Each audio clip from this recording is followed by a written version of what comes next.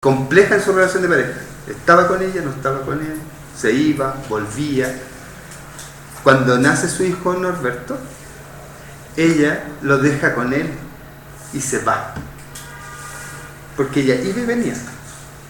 Era inestable en su relación de pareja. ¿Ya?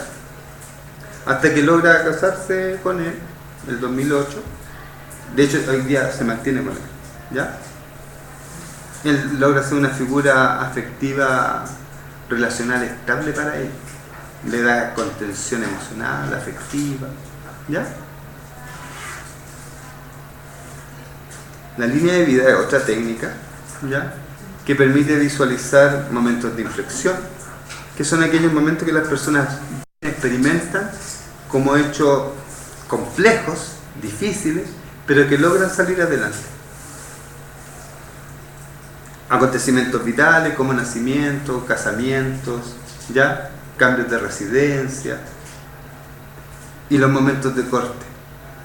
Hay otros momentos que también esta línea de vida permite, pero en este caso solamente momentos de corte. Y lo otro, los momentos de corte marcan un antes y un después en la vida de las personas que necesitan apoyo para poder superar porque es experimentado como un hecho traumático. ¿Ya? Marca un antes y un después en la vida de las personas. Muchas personas cuando sufren alguna cosa dicen: yo antes era distinta hasta que me pasó esto. Hay como una escisión de la personalidad. ¿Ya? Bueno, aquí podemos ver lo que yo les vengo contando, ¿ya?, en distintos momentos de su vida. Nace su hija en el 2006, ya llevaban como 3 años de estable la pareja, se casan en el 2008, fallece su hijo en el 2013, se inicia un proceso judicial en el 2014 y en el 2016 la sentencia. Los momentos de inflexión para ella difíciles fueron cuando la desarraigan de los abuelos y conocer a su madre a los 6 años. ¿Ya? Momentos que lo vivió difíciles, pero que logró igual continuar algún tipo de desarrollo hacia adelante, digamos. ¿Ya? Los acontecimientos vitales están a la vista, digamos, los nacimientos, el matrimonio, ¿ya? Momentos de corte para ella ocurren alrededor de los 16 años de ella, ¿ya? A los 16 años de edad, en un contexto de interacción conflictiva con su madre, la madre le dice que ella es producto de una violación. Lo que hace que el relato que ella se hace de sí misma como víctima de vulneración de derechos, como una niña abandonada, se transforma a una niña no deseada y le genera un quiebre relacional afectivo fuerte con su madre y con su propia historia, digamos, ¿ya? En un momento donde se configura la identidad de las personas, donde los adolescentes buscan desarrollar una identidad y ella no podía desarrollar una identidad porque su vida había sido vulnerada en sus derechos. Este quiebre que se produce desde niña abandonada, ese relato que cambia, niña abandonada, niña no deseada, le genera un quiebre con su historia vital y inicia el consumo de alcohol fuerte y de tabaco, ¿ya? Y le genera inestabilidad en las relaciones de pareja, ¿ya? Porque ella no se amaba a sí misma, no podía amar a alguien. Las teorías que se usaron en este peritaje fue la teoría del ciclo vital familiar, la teoría del ciclo vital individual, la teoría estructural del funcionamiento familiar, el modelo circunplejo de Olson, la teoría del vínculo y resiliencia, la teoría del buen trato, el modelo teórico del cambio en el consumo de drogas y la teoría del duelo.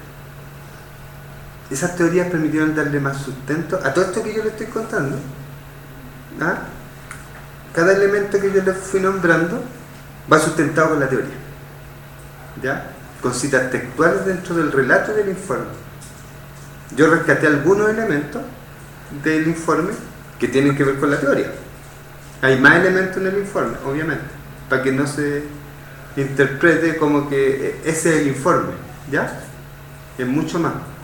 Uno aplica otras estrategias, por ejemplo, entrevistas con la familia de origen. Se entrevistó a la mamá, se entrevistó a una prima, se entrevistó al esposo, se entrevistó a familia del esposo,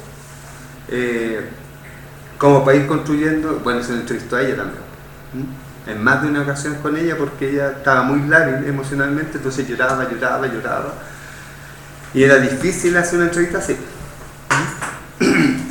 O sea, hicieron visitas domiciliarias, ¿ya? Se observó la conducta de ella también, como un elemento igual relevante dentro del contexto del peritaje, por lo lábil emocionalmente que estaba. Luego, pensemos que estaba detenida y se había muerto un hijo, ¿ya? Se da cuenta de que más encima ese hijo no era hijo del padre, que ella pensaba que era el papá, con el que ella lo dejó, porque ella lo deja y se va, ¿entiendes? Entonces, son hartos elementos los que se incorporan. Agüita. Las manos arriba. También se aplicaban algunos instrumentos. Hay un instrumento que es la escala de Graffat, que es un instrumento que es bastante antiguo, ¿ya? Es un instrumento en Suiza o Suecia. Bueno, como dice el nombre, Graffat era el autor de ese instrumento. Lo trasladan a Chile y hay una enfermera que en el año 1980 y tanto lo valida y permite medir el nivel socioeconómico a nivel de un grupo familiar, ¿ya? No existe otro instrumento en Chile que permita medir a nivel familiar el nivel socioeconómico.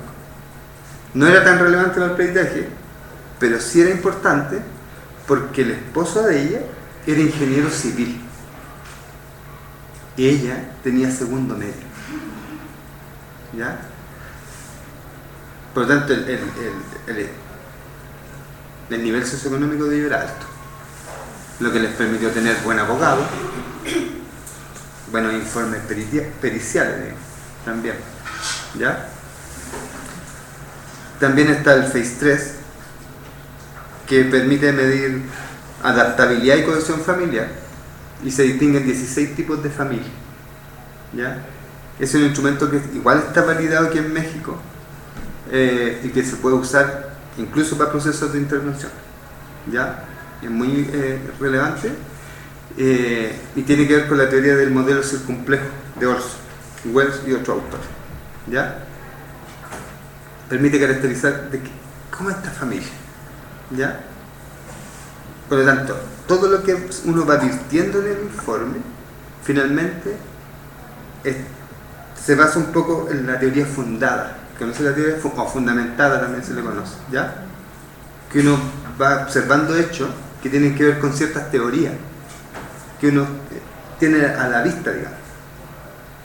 Las teorías que uno tiene a la vista tienen que ver con lo que uno tiene aquí en la cabeza. O sea, si hay una teoría, por ejemplo, la teoría del duelo, si yo no la conozco, no la voy a ver. ¿Se entiende, no es cierto?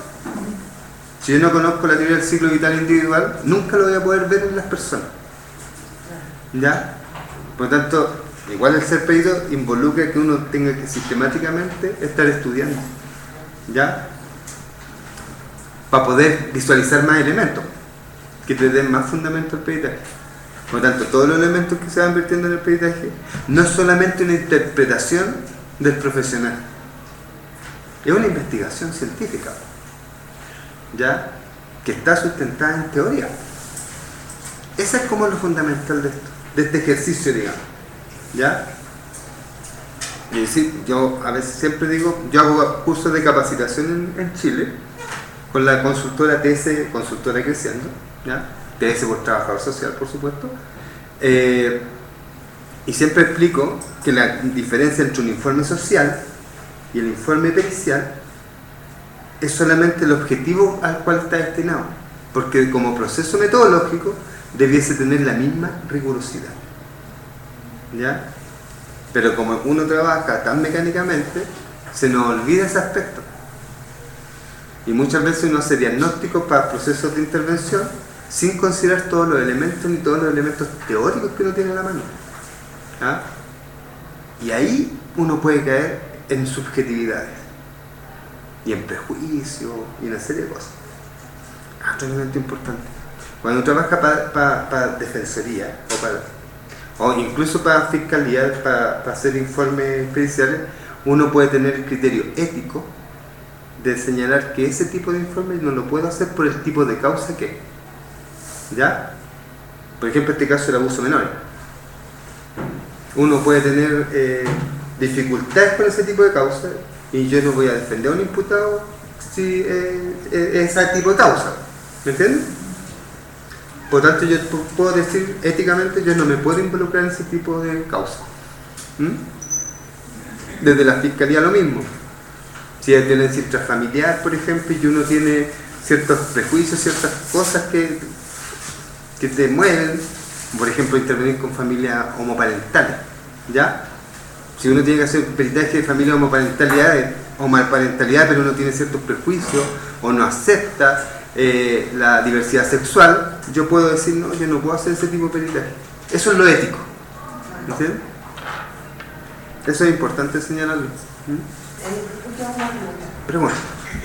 Decía, ¿no?, de que tenemos que estudiar y bueno, finalmente en cualquier ámbito que nos encontremos para poder hacer investigación, el estar preparándonos constantemente. Aquí me surge la duda de que ya ve que queremos tener este enfoque estricto de lo social, pero que también va de la mano con todas las situaciones que al individuo giran, ¿no? ¿En qué área también prepararnos si estamos hablando de un sujeto psicosocial? Si estamos queriendo quitarnos todos esos prejuicios con los que podemos caer en tantos errores, como que qué vía tomar para poder empezar a entender todos estos procesos. Yo creo que esa pregunta es súper difícil y a la vez simple, ¿eh? Porque en el fondo uno tiene que observarse uno mismo. Es una autorreflexión propia, ¿ya? Pero igual siempre en los cursos digo, el trabajador social tiene que tener una mente muy amplia, porque uno tiene que trabajar con el otro, y quien sea el otro, porque es una persona y merece todo nuestro respeto, y nosotros nos adscribimos a los derechos humanos. Por lo tanto, puede ser homosexual, puede ser lesbiana, puede ser indígena, puede ser negro, puede ser extranjero, puede ser... ¿Me entiendes? Uno debiese tener la visión de que es un otro. Y tener una salud mental así como muy, muy clara. Ahora, poder. Sí, bueno, los trabajos en general producen cierto desgaste, ¿ya? Cuando se produce cierto desgaste, uno deja de ver al otro, ¿ya? Cuando hay desgaste laboral, uno deja de ver al otro y uno ve al otro como una carga, otro trabajo, otro caso más, otro, ¿me entiendes? Y uno ya no le importa mucho lo que le pasa al otro. Cuando ocurre esa sensibilidad, y uno igual tiene que ser capaz de decir, si yo ya no me importa el sujeto de atención, tengo que moverme, tengo que ir. O bien, durante todo el proceso de trabajo, de trabajo que uno desarrolla en los ámbitos de intervención, autocuidarse. Nadie te va a cuidar, uno se tiene que cuidar, ¿ya? Autocuidado va desde estudiar como lo hacen ustedes, porque es un autocuidado, porque ustedes se desarrollan, reflexionan, piensan, ¿me entiendes? Es un espacio de desarrollo y un espacio de autocuidado también, pero también es un autocuidado estar tranquilo, tomarse sus tiempos, no trabajar más allá del horario, por ejemplo. Tener los límites claros con eso también. Tener los límites claros con respecto a lo que es vocación y lo que es abuso de esa vocación, ¿ya? Yo creo que por ahí hay que buscar la respuesta.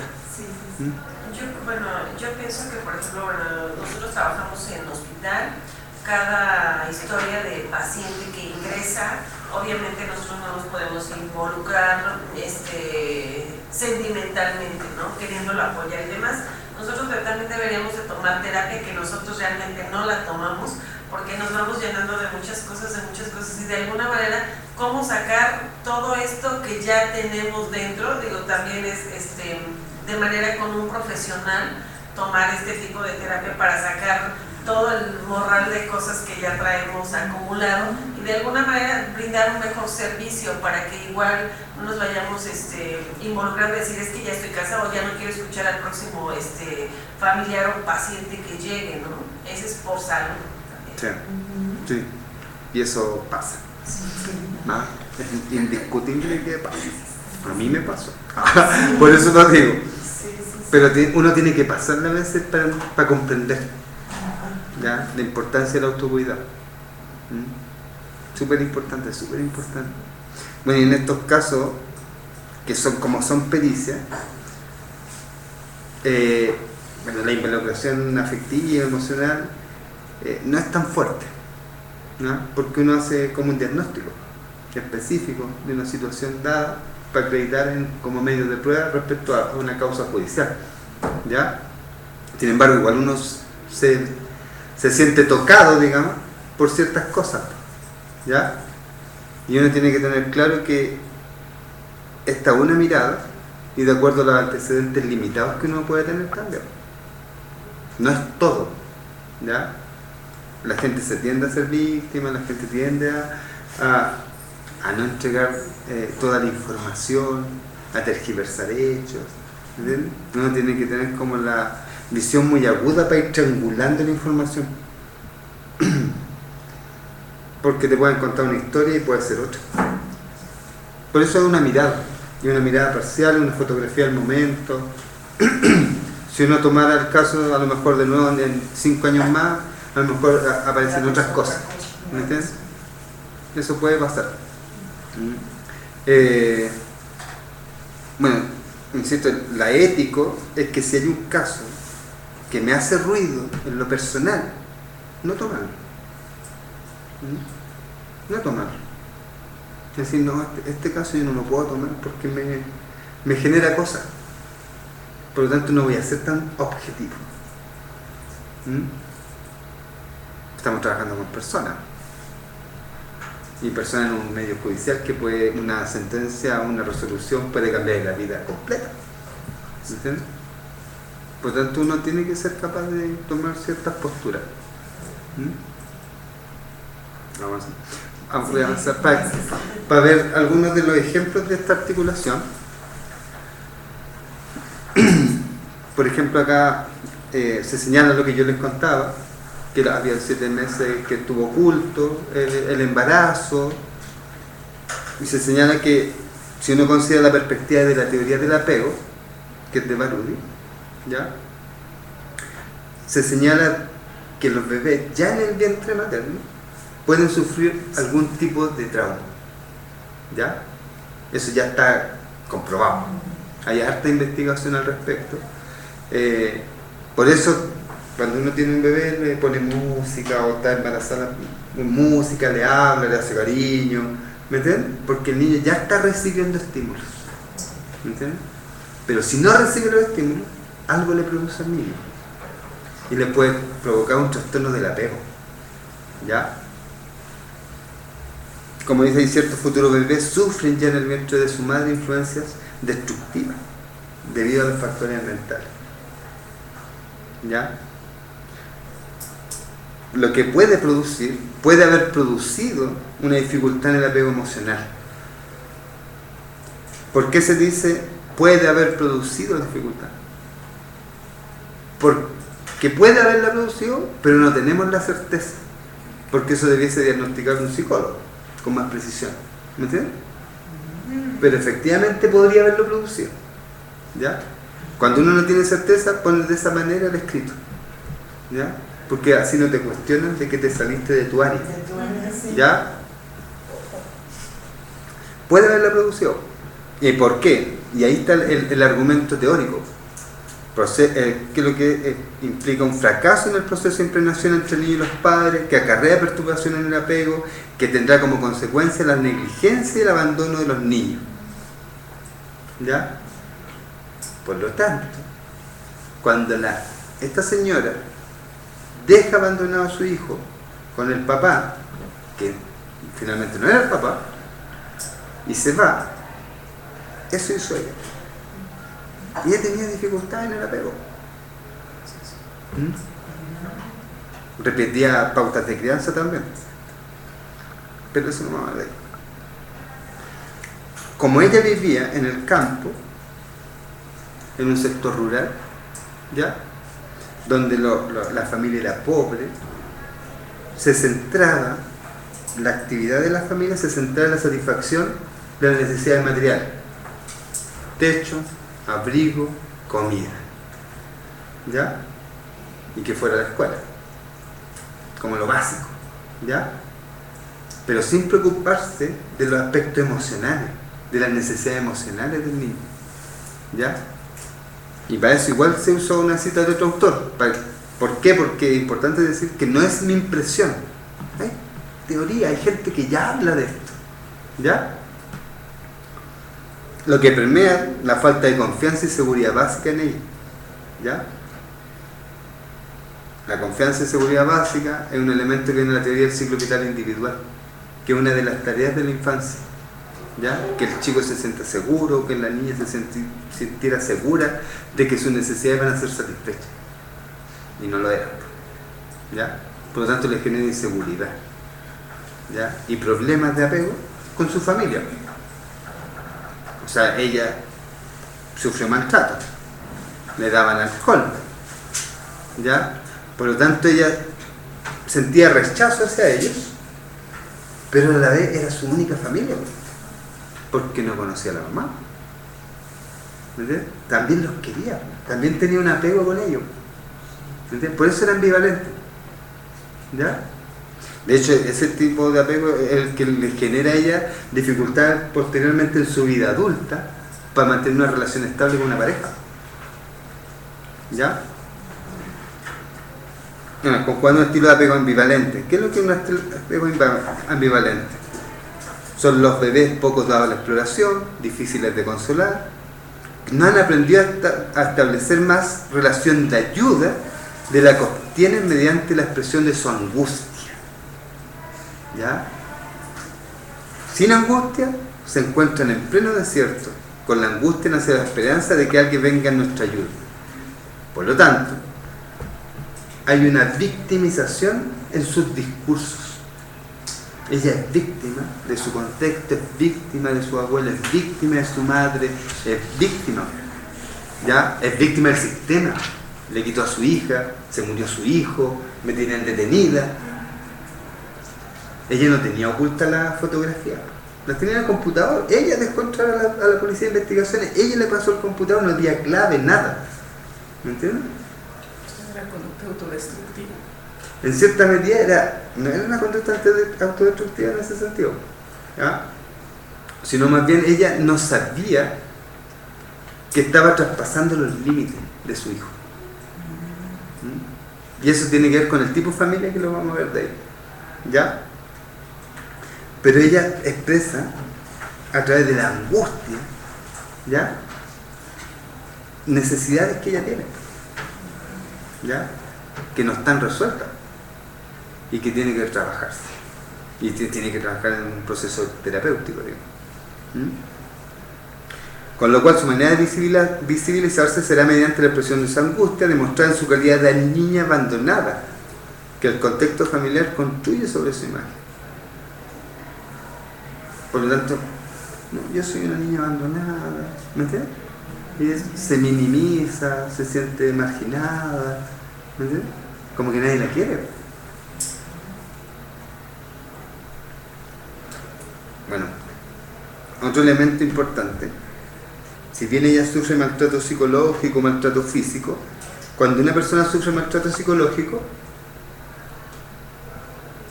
va a buscar una forma de enfrentar ese maltrato físico, psicológico, perdón, una manera de contrarrestarlo, que no te haga daño o que no te haga tanto daño.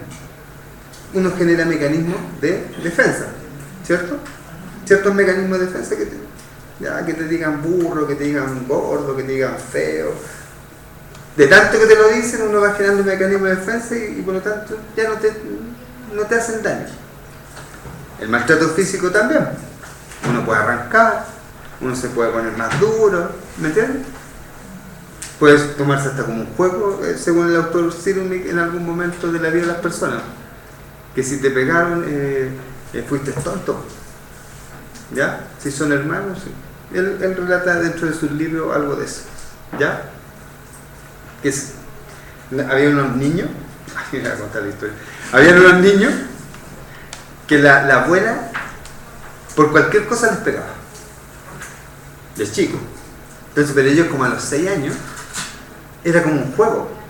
Si pasaban cerca y ella les tiraba algo para pegarle, y ellos escapaban, se alegraban de eso, se reían de eso. ¿Me entiendes? Es como lo de las chancletas. ¿Ya? ¿Ya? La chancla. ¿Ya? Lo de la chancla, claro. Y no le pega. Pero le pegó al otro. Entonces el otro lo molesta. Y el otro juegan, es un juego para ellos. Por lo tanto, es un mecanismo de defensa. Para no sentirse agraviados. Pero hay un tipo de maltrato que no se ve, que es la negligencia. Es súper grave. ¿Ya? ¿Qué nos dice Barudi? Dice: la negligencia es suficientemente desagradable para que deseemos ignorarla. Y es un fenómeno silencioso, insidioso, fácil de negar. La negligencia concierne a gestos no realizados. Es una inacción provocada por la indiferencia. Cuando se produce a domicilio, la negligencia es un pecado íntimo. Su presencia se traduce muy raramente en forma directa, sin equívocos. Se puede descubrir a través de las huellas dejadas sobre niños, que son sus víctimas, aunque permanece a menudo invisible hasta que debamos tratar sus efectos sobre la personalidad de un adulto destruido. Ella estaba invisibilizada en su hogar. Nadie le cubría sus necesidades afectivas, emocionales, de crecimiento, de que le dieran seguridad, ¿me entiendes? De que se sintiera bien consigo misma. Al contrario, ella construyó un relato de niña abandonada, después una niña no deseada, ¿me entiendes? Y nadie se dio cuenta, ni las instituciones del Estado, que es la escuela, que son los primeros que podrían hacer algo, ¿me entiendes? La verdad es que la negligencia, bueno, Barudi habla harto de esto en uno de sus libros, donde señala que la negligencia, para uno como profesional, uno la puede ver o darse cuenta, pero no tienes cómo probarlo. ¿Ya? Es porque es algo muy difícil de probar. ¿Ya? Tú puedes ver un niño con los ojos apagados, ¿me entiendes? Tú te das cuenta que en su casa algo pasa, pero es difícil de abordar. Es más fácil abordar el maltrato psicológico porque el niño, hay consecuencias de eso. ¿Ah? Son más violentos en la sala de clase, son más agresivos, son desafiantes a la autoridad. ¿Ah? Su maltrato físico igual, porque los veis dañados, tienen marcas de cigarro, tiene golpes, le duele una piel, ¿me entiendes? Pero la otra es más silenciosa. ¿Ya? Y es más difícil de abordar. ¿Ya? Alguna vez hicimos una investigación, un diagnóstico más que una investigación propiamente tal, donde aplicamos un instrumento para evaluar distintas dimensiones en una escuela, en varias escuelas en realidad. Y entre los resultados salía chicos de 12 a 14 años, dificultades comunicacionales con los padres, dificultades afectivas, emocionales, ¿ya? Casi todos tenían un problema de comunicación con sus papás y tenían indicadores de depresión, que lloraban, ¿me entiendes? Entonces era complicado. Y eso quiere decir que eso es negligencia de los padres, pues. ¿Ya? Es más fácil pasarle un celular que sentarse a conversar con ellos. Sobre todo hay una edad donde casi hay que sacarles con tirabuzón las cosas, ¿entiendes? Porque son para adentro, pues se quedan callados, porque piensan que uno los puede retar si andan haciendo cosas que no corresponden, ¿entiendes? Entonces la negligencia es algo que no se ve y es más fácil para uno hacerse eso también, porque es más trabajo. Como Barudi dice eso, no lo digo yo.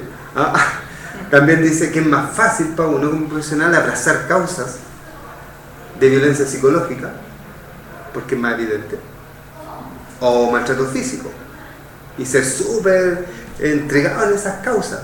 Pero la negligencia es más fácil como no verla, ¿me entiendes? Porque nadie la ve.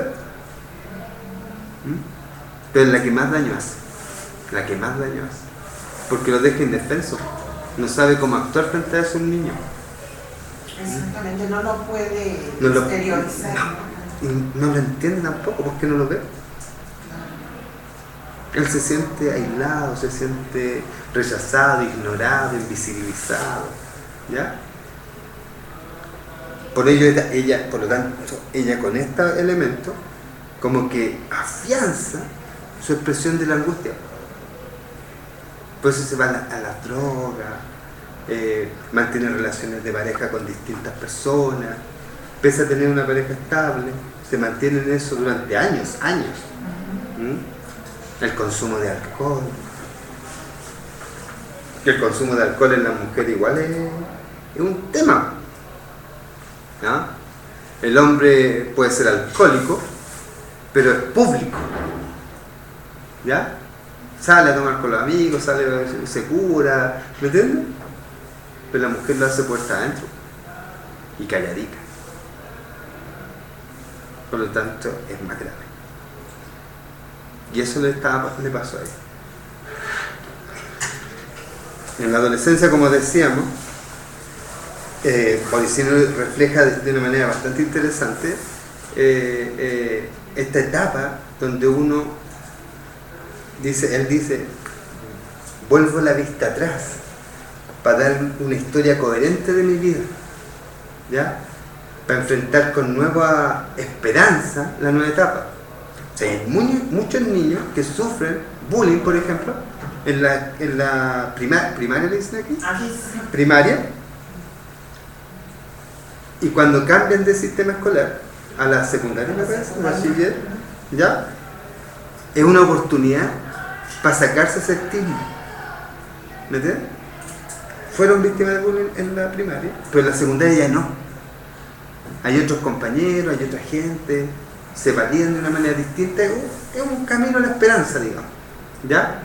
En su periodo de adolescencia, que coincide con el periodo de adolescencia, ¿ya? Eso habla Sirmi, ¿ya? No obstante, esta chica tenía un relato de sí misma como niña abandonada. Y en la interacción con Cristiano, su mamá le dice que es producto de una violación. Es decir, una hija no deseada. En lugar de mirar la vista atrás para poder darse un relato coherente y salir airosa de una etapa nueva, se hundió más. ¿Ya? Eso le ocurre a ella. Cuando ella tiene hijo, ella reitera las pautas que hace. Pensemos que tiene segundo medio y lo sacó el 2009, el segundo medio. Ella tenía octavo básico todavía en esa época, ¿ya? Los octavos básicos son 8 años, ¿ya? Son 8 años de estudio. Es como la primaria y secundaria acá, punta, ¿ya? Por lo tanto, todo esto que experimenta con sus figuras parentales, ella lo tiende a reproducir con su hijo, porque ella no tiene la capacidad empática, ¿me entiendes? No desarrolla la capacidad empática con su hijo, no tiene desarrollada esa capacidad, ¿ya?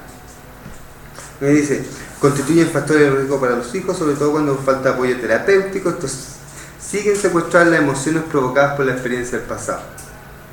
Deja al Bastián, de pocos meses nació, con el progenitor legal, sin saber que no era el padre biológico, eso se supo después. ¿Entiendes? Ella vuelve a repetir, dejó abandonado a su hijo, lo que a ella le pasó.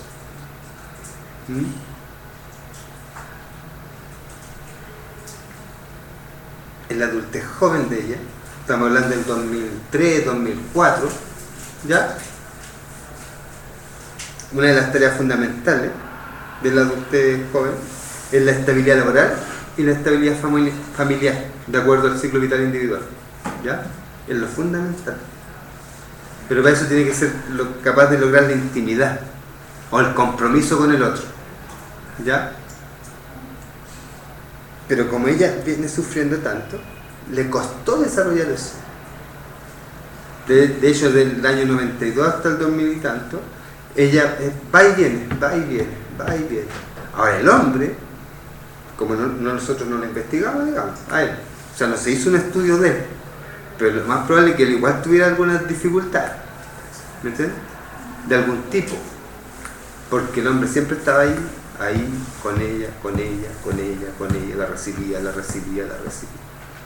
¿ya? Hay una relación extraña entre ellos, pero él siempre la contenía. Y el ingeniero civil, o sea, no estamos hablando de alguien que no tuviera educación, digamos, y estaba con alguien de estado básico, ¿ya? Algo raro allá. Bueno, esta vulnerabilidad afectiva que había vuelto tan doloroso el encuentro con el otro sexo se vuelve ahora un factor de estabilidad, como si los jóvenes dijeran: me ha costado tanto formar una pareja que acepto pagar cara a la persecución de esta forma de amar porque noto que progreso lentamente. Tras un periodo difícil de constitución, estos 10 años, digamos, ¿ya? Estas parejas quizás sean más sólidas que las de la población general. Eso dice así, frente a las relaciones un poco extrañas de las personas, ¿ya? Pero que les sirve, ¿me entiendes?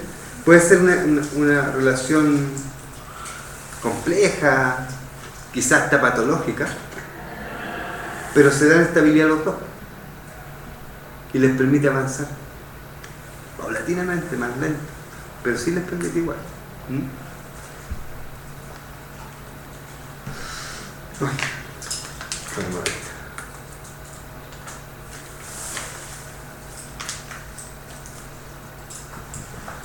Por ejemplo, también nos adentramos un poco en las competencias parentales para describir solamente, no evaluar las competencias parentales, ¿no? Que ese ya es otro tema más complejo, ¿ya? Pero son adquiridas donde se mezclan un todo sistémico, individuo-aprendizaje con familia de origen y cultura, ¿ya? Entonces, las competencias parentales que yo pueda tener como padre tienen que ver cómo fue mi familia, cómo es mi nivel de desarrollo cultural, cómo eran mis padres conmigo, ¿ya? Un aprendizaje. Si los adultos han conocido una parentalidad insuficiente o destructiva en su familia de origen, será más difícil para ellos ocuparse de sus hijos. Sobre todo teniendo en cuenta que la mayoría de estas madres y padres no fueron ni protegidos ni ayudados por el sistema social cuando ellos eran niños. O sea, una madre o un padre que no cuida bien a su hijo, que vulnera sus derechos, lo que dice Barudy es que tiene una raíz en su propia vida como niño. Fueron vulnerados sus derechos y nadie hizo nada. Por eso Barudy siempre habla de que hay que trabajar el desarrollo de las habilidades parentales, aumentar las competencias parentales de las familias, de los niños donde han sido vulnerados los derechos de los niños, ¿ya? Porque hay una responsabilidad social detrás. No es que aparecieron los derechos del niño y hacemos tabla rasa, digamos, y si una mamá le pega a su hijo y se entera a la escuela, se lo quitan de la casa, lo meten a un DIF, digamos, no es tan normativo ni coercitivo, porque la sociedad también está en deuda con ella. Hay que ayudarla, hay que enseñarle, hay que trabajar con ella. ¿Se entiende? Barudy tiene esa visión un poco más diferente, no tan de control social, digamos, ¿ya? Lo que efectivamente ocurre con Peritado, quien comete algunos errores al carecer de un tratamiento efectivo que pudiera revertir el daño vincular que tenía, que posee, y superar su adicción al consumo de alcohol, donde tampoco tenía la oportunidad de un proceso de desarrollo de sus habilidades parentales que permitieran enmendar esos errores, ¿ya? Cuya una consecuencia directa es que permanece detenida. Ella traspasó los límites con su hija, ¿ya? No es que ella fuera pedófila, digamos, ¿ah? Eso no le quita la responsabilidad penal, ¿ah? La ley es la ley, ¿ah? Y el que vulneró, ¿ya? Aquí se toma la teoría de Prochaska y de Clemente, que es una teoría que permite establecer en qué etapa una persona se encuentra en un proceso de consumo de droga, o para poder superarlo, ¿ya? Se trabaja harto el tratamiento en drogodependencia, que yo creo que igual tiene que ver con salud. Ella, en este caso, está en la primera etapa, precontemplativa. Es decir, ella consumía alcohol, pero no sabía que el consumo de alcohol era un problema. No veía el problema. Porque ella consumía en su casa. O sea, problemas sociales no se generaban con ella, no trabajaba. Por lo tanto, ella no tenía problemas de que faltaba el trabajo producto del consumo de alcohol, ¿sí? Todo estaba en su casa, ¿ya? Por lo tanto, ella no veía el problema. ¿Qué es lo que requería una persona cuando no ve el problema? Es problematizarlo. Hacer que sea un problema para ella es su consumo, ¿ya? Y eso necesitaba ella. Bueno, igual se usa una cita textual, digamos, ¿ya? No es que yo lo diga nomás. Hay un autor que dice lo que yo visualizo en esta persona.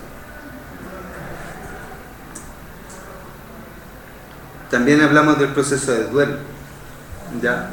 En el peritaje murió su hijo, ¿ya? Y eso le generó un duelo. Y ella se encontraba en una etapa difícil porque lloraba mucho o se ponía violenta, porque tenía igual falta de control de impulso. Ella había estado con tratamiento psiquiátrico, se tuvo acceso a su informe psiquiátrico e informe psicológico, que ella estaba en tratamiento, digamos, ¿ya? Y se le puede ubicar como en las primeras etapas, ¿ya?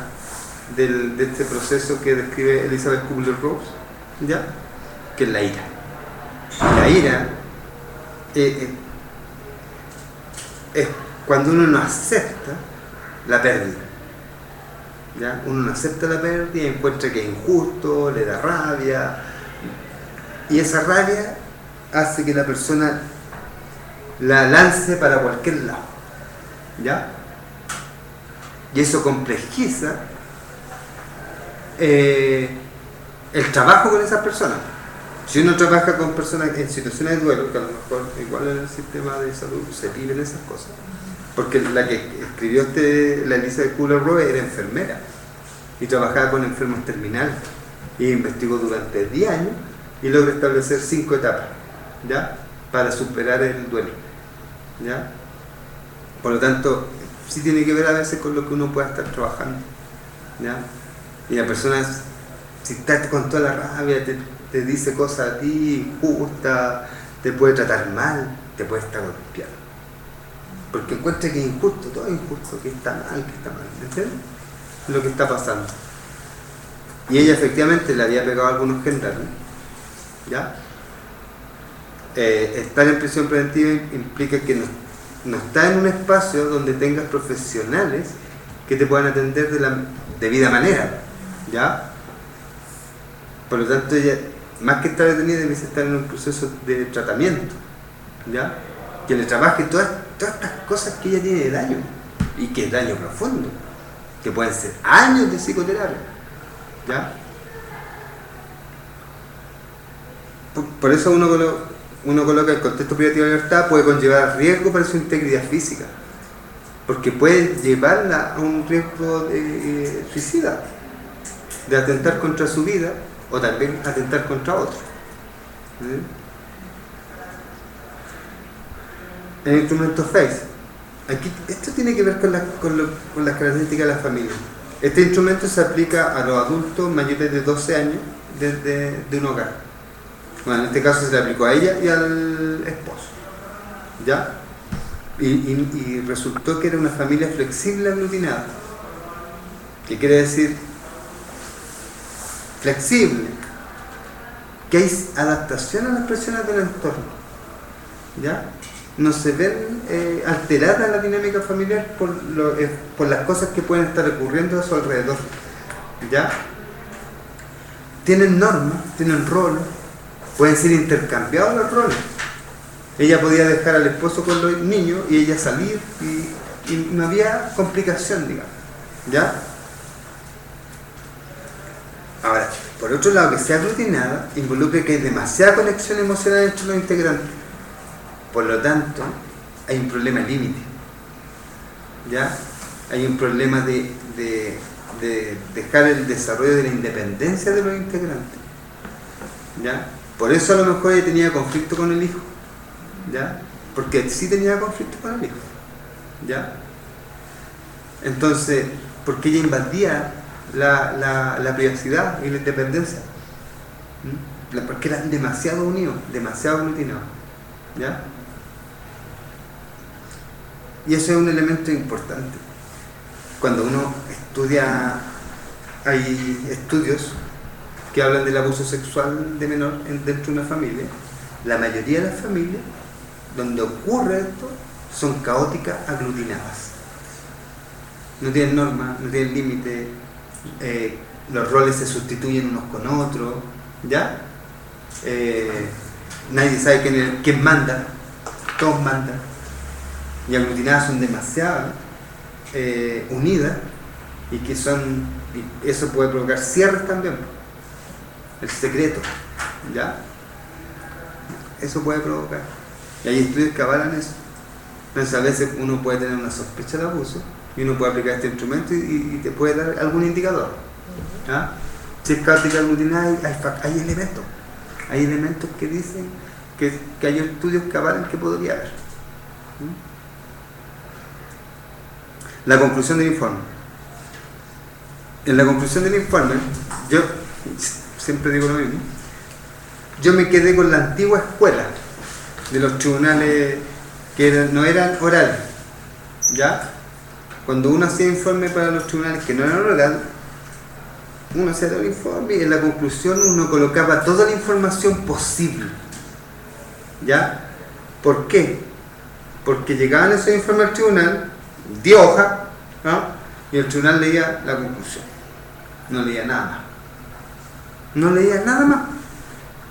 A lo mejor con suerte la síntesis diagnóstica, que también uno tiene que colocar. Pero la conclusión, se fijaban en la conclusión, chun, chun, listo. ¿Ya? Por tanto, la conclusión yo coloco como el informe resumido. ¿Ya? Entonces, por ejemplo, ahí se señala: adulta media, 45 años, casada, cursó hasta segundo año de educación media, dueña de casa, quien ha experimentado desde el vientre materno maltrato físico, psicológico, omisión, producto de un embarazo no deseado, ocultado y sin control médico. Será abandonado por la progenitora, dejando al cuidado de los abuelos maternos en un contexto familiar de consumo y abuso de alcohol, con un ejercicio de roles parentales negligente y maltratador. Posteriormente su progenitora la desarraiga de dicho contexto familiar, trasladándola a la región metropolitana, donde se agrava su maltrato cuando ésta le revela su origen de hija no deseada. No se pone que fue producto de una violación, porque se genera una revictimización, ¿no? Porque es juicio oral, ¿no? Esto tiene que ver con criterios, ¿no? Hay criterios que uno tiene que tener cuando hace informes de este tipo, ¿ya? Y hay cosas que hay que omitir y hay cosas que hay que poner de una manera que resulten un poco menos vulneradoras. Estamos hablando de una persona casi puro elementos vulneradores, ¿ya? Pero esto otro es el delito, ¿ya? El de la violación, que provocará un quiebre emocional afectivo, constituyendo a esa persona sin guía resiliente, que potencie su limitada herramientas adquiridas en el transcurso de su vida, de iniciativa, autonomía, responsabilidad, capacidad de sobrevivencia y compromiso. Que su experiencia familiar y su familia de origen le llevarán a repetir las pautas de crianza de su grupo familiar nuclear, sin posibilidad o opción de una intervención orientada a fortalecer sus competencias parentales. Que en estos momentos se encuentra cursando un proceso de duelo, ¿ya? Sin lograr avanzar en su recuperación y encontrándose en la etapa de la ira, lo que junto a un tratamiento psiquiátrico interrumpido por su impulsividad y ante los indicadores de un posible síndrome de abstinencia. Un posible. ¿Por qué un posible? Porque debiese ver un médico si tiene un síndrome de abstinencia. ¿Entiendes? Pues uno pone un posible. ¿Ya?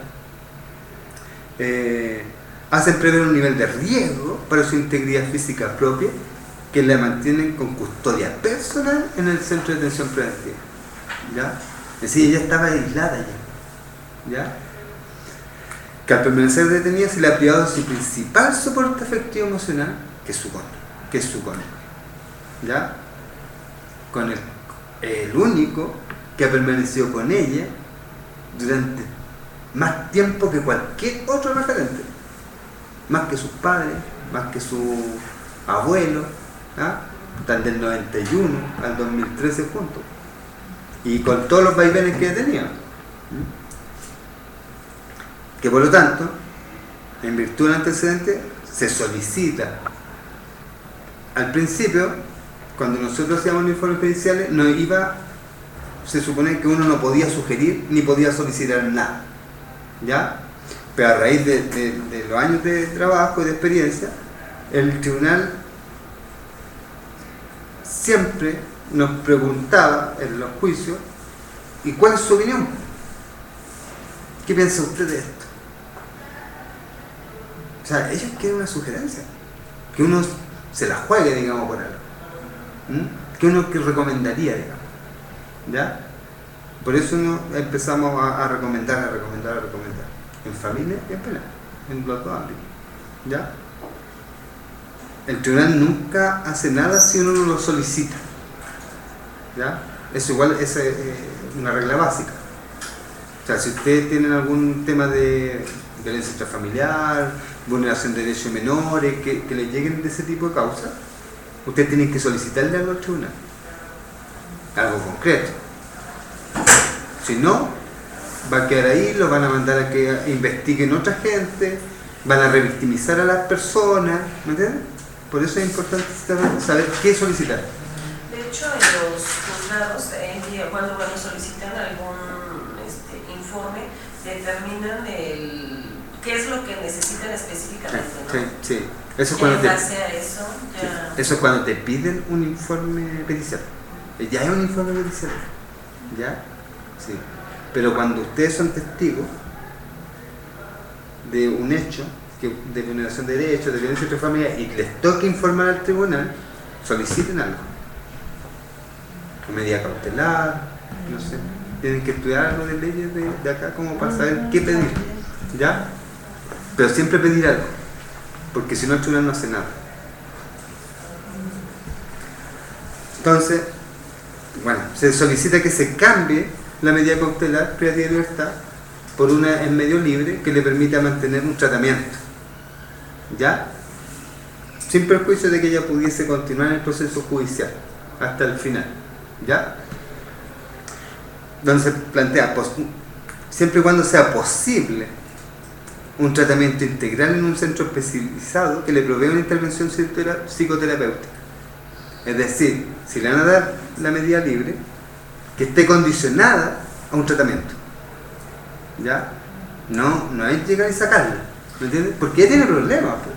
Y por ejemplo, en ese caso, algún familiar, no sé, a lo mejor no tan directo, pudiera ser responsable de que ya esa persona tomara algún tratamiento o darle seguimiento. De aquí. Ya. Y en proceso de tratamiento que fortalezca su capacidad parental, opción que nunca ha tenido la posibilidad de enfrentar, que favorezca su proceso de reinserción social, considerando que presente un grupo familiar estable con su cónyuge, contando con apoyo desde la familia extensa por línea materna, quienes están dispuestos a velar para que se mantenga el tratamiento y continúe el proceso judicial.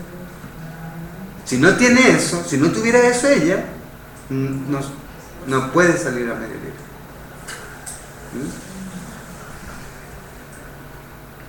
Y en caso de una sentencia definitiva también se solicita que sea una medida alternativa a la privación de libertad, considerando que nunca había sido procesado por una causa de esa naturaleza, nunca. Es decir, tenía conducta intachable anterior, o tenía los antecedentes limpios. Cuenta con un domicilio y una familia estable, que esos son elementos importantes en los tribunales.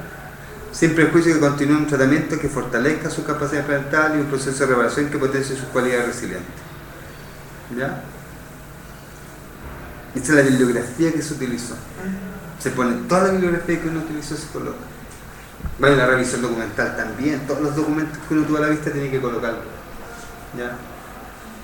Porque el tribunal tiene que... O sea, una cosa es lo que yo digo y la otra es lo que es. ¿Ya? Y uno hace triangulaciones con la información que uno tiene a la vista. Y ahí van informes psicológicos, psiquiátricos, ¿ya? Informes del colegio, el certificado de educación, digamos, ¿ya? No siempre estas conclusiones, porque ella quedó libre, quedó con una condena entre años y un día de libertad vigilada, que es un sistema que le hace seguimiento y tiene que ir semanalmente a un plan de trabajo. Y en ese plan de trabajo está el tratamiento también, el tratamiento que ella tenía que seguir. Le habían dado 800 días de prisión también, porque eran dos delitos. Un delito una cosa y el otro, el de material pornográfico, 800 días. Y el otro le dieron 3 años y un día, más un seguimiento de 10 años. ¿Ya? Y ella quedó libre el 2016. Con el informe igual salió libre, pero después volvió a adentro.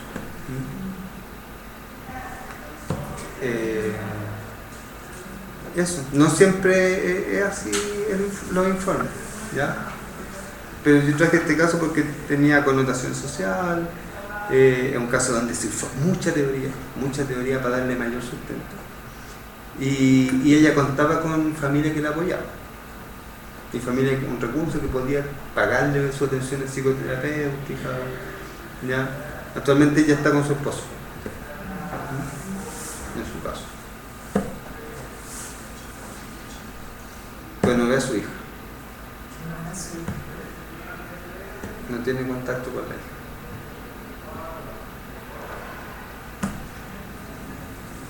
¿Preguntas?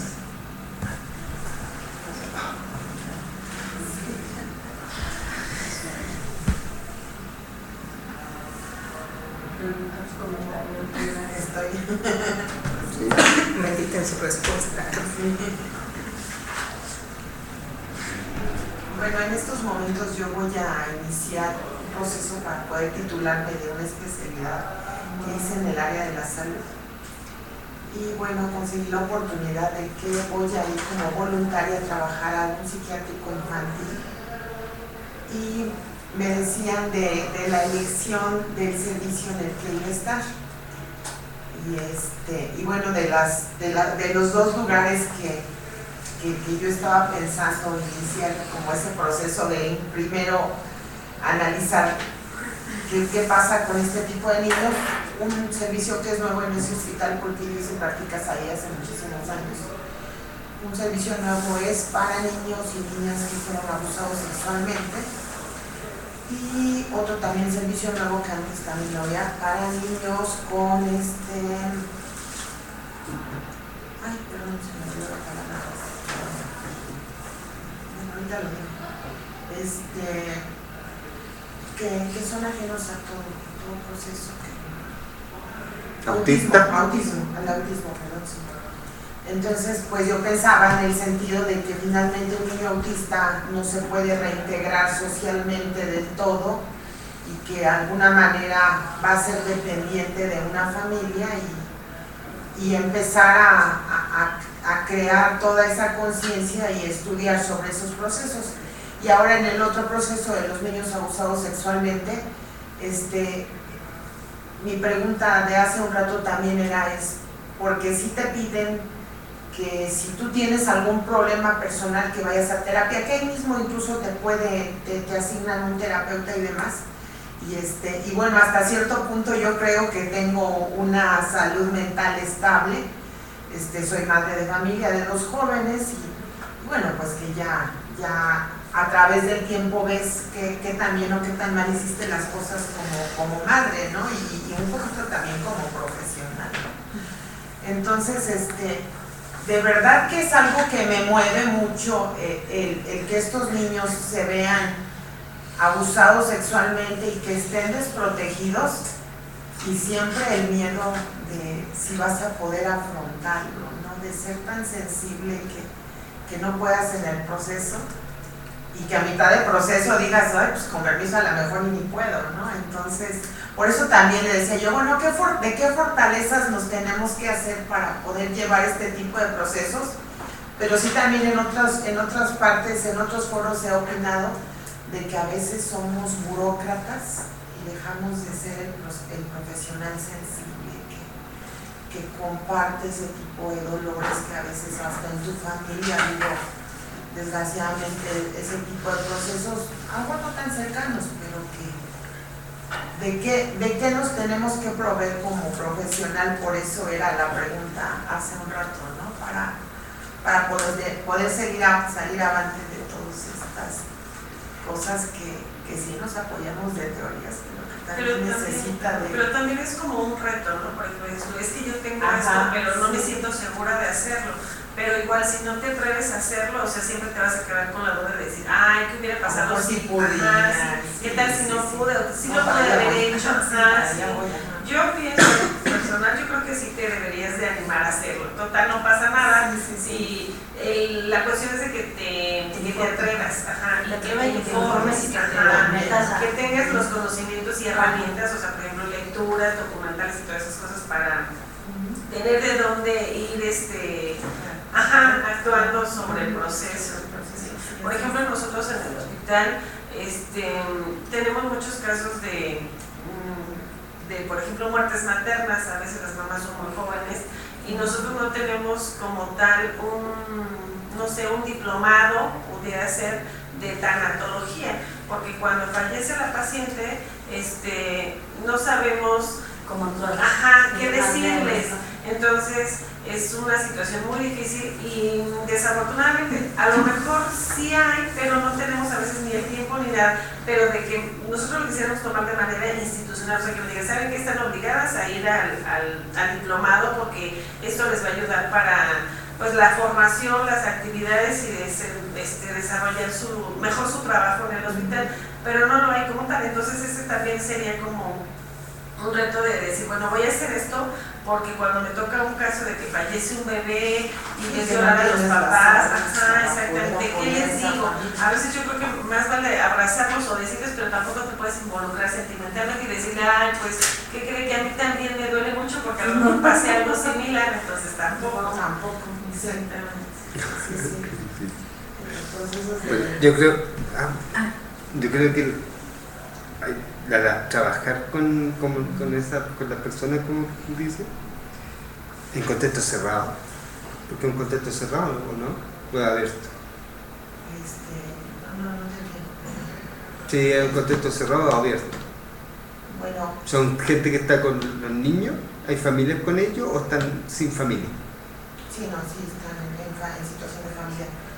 Incluso hay veces que los abusadores son los papás, el otro hermano, muchos casos. La mayoría de los abusos ocurren en el interior de la familia. La mayoría sí. Yo digo que, bueno, desde mi punto de vista es que hay un 80 es que apenas está iniciando y es tu oportunidad la tuya. Ahí es para que tú saques ese departamento, lo saques arriba.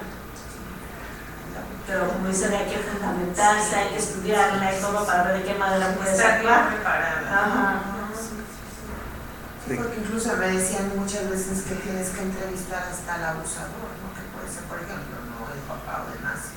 A veces también sensibilizar a la mamá para que tome decisiones, porque si el hijo mayor abusó del menor, tienen que sacar del contexto familiar al que está abusando y para que lleve un proceso y demás. Hay bibliografía específica como para... ¿Sí? Ajá. Sí. Pero quizás en la primera etapa, con las familias, cuando se devela el abuso, lo que uno tiene que hacer es ser categórico con la familia. O sea, no hay que ser suave con la madre, no hay que ser suave, ¿ya? Porque la crisis, cuando se abre la crisis de un abuso sexual dentro de la familia, es cuando ocurre la develación, no antes, ¿ya? Sí, porque incluso y uno debiese apurar más la crisis, ¿me entiendes? Como profesional uno tiene que apurar la crisis. Decir a la mamá, fue su esposo el que abusó, fue su hijo el que abusó, usted tiene que tomar una decisión, tiene que tomar una posición, hay que obligar a ser autoritario, ¿ya? Después uno acoge, ¿me entiendes? Sí, claro. Porque al minuto la gente está confundida, ¿me entiendes?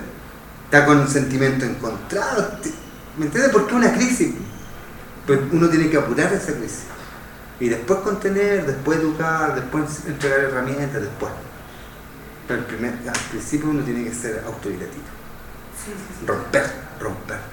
romper el lazo con el agresor, dejar claro a la familia que no es el agresor, dejar claro a la... ¿me entiendes? Es fuerte.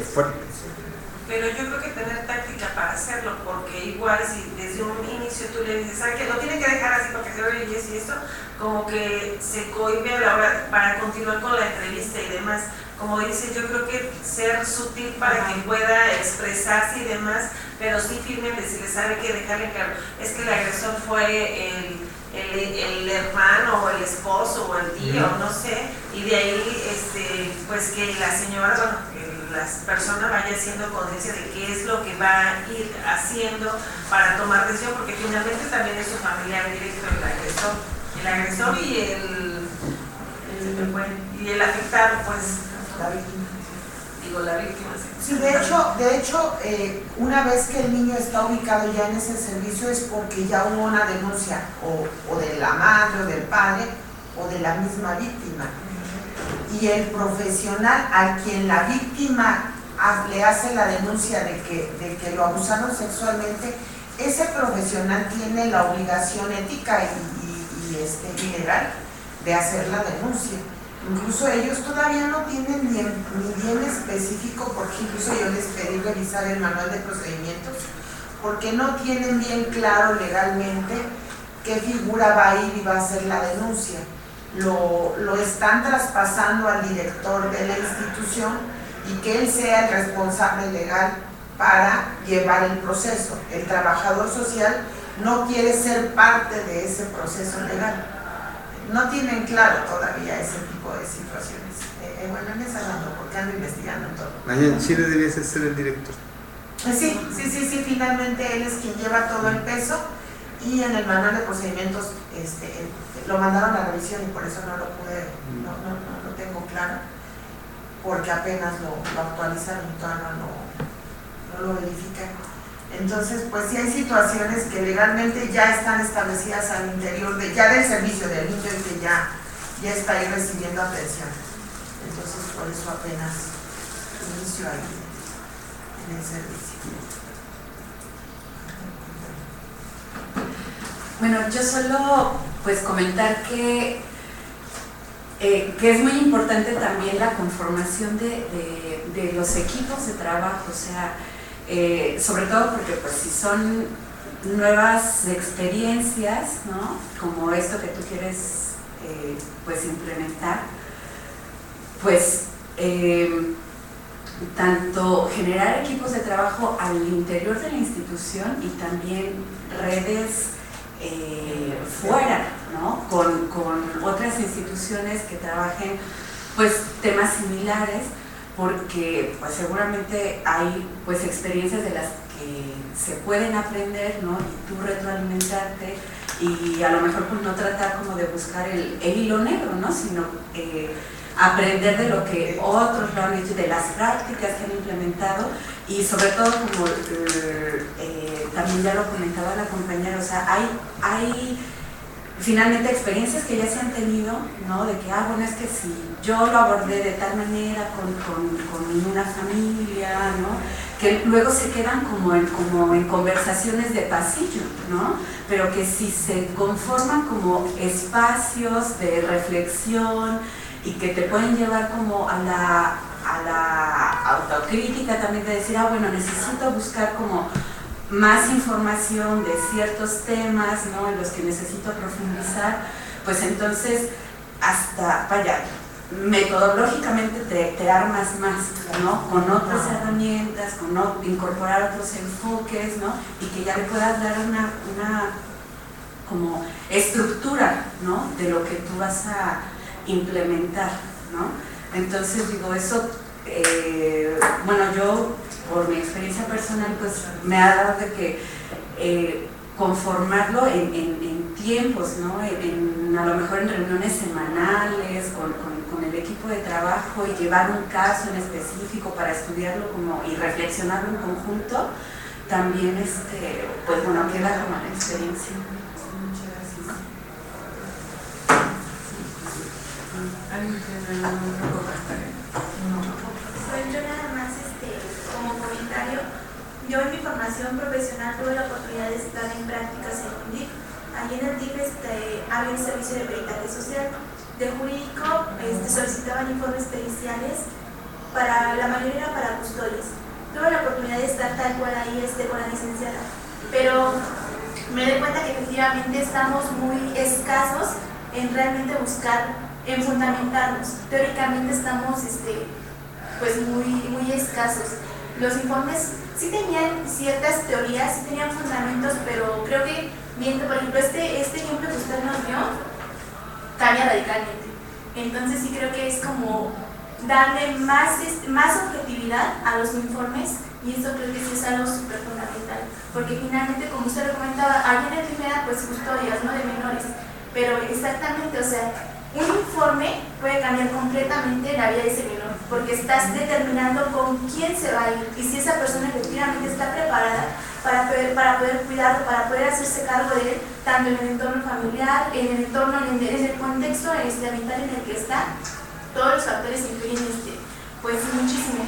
Entonces sí, la verdad es que agradezco estar en este diplomado, porque me abrió muchísimo los ojos para poder ver que efectivamente la teoría, con la teoría y fundamentándote, puedes hacer años muchísimo mejor. Es súper bueno. Yo,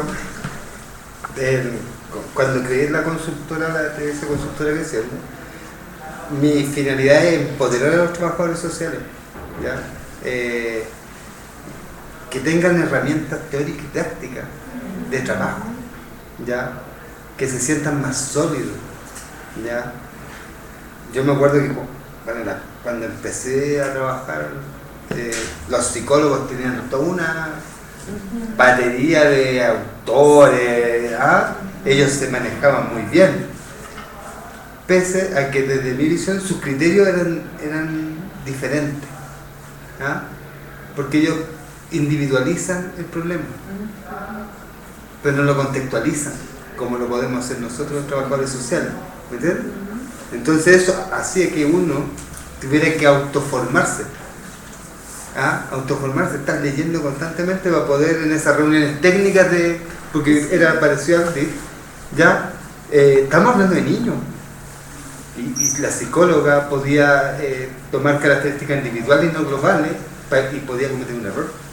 Entonces uno tenía que debatir, y en ese debate uno tenía que estar leyendo y para poder generar ese debate, ¿ya? Yo quería decir que ando con un artículo que yo escribí, lo ando vendiendo, en 30 pesos, por si lo quieren, que tiene que ver con el peritaje, pero que habla de la relación entre la teoría, la técnica, la metodología, ¿ya? Y los instrumentos para elaborar informes, ¿ya? Si bien tiene que ver con lo pericial, insisto, lo pericial no es tan diferente a los informes sociales. Lo que nos falta a nosotros en los informes sociales es más rigor científico, ¿ya? Y que igual les puede servir el artículo, ¿ya? ¿Cuenta con él en digital el artículo? No ando con él en digital. para nuestros chicos a distancia si lo quieren adquirir, entonces... Tengo un... pero puedo dejar... ¿cómo listo? No sé cómo lo voy a hacer. Igual en PDF nos ponemos de acuerdo después para pasarlo, ¿no? Sí, seguro. Pues,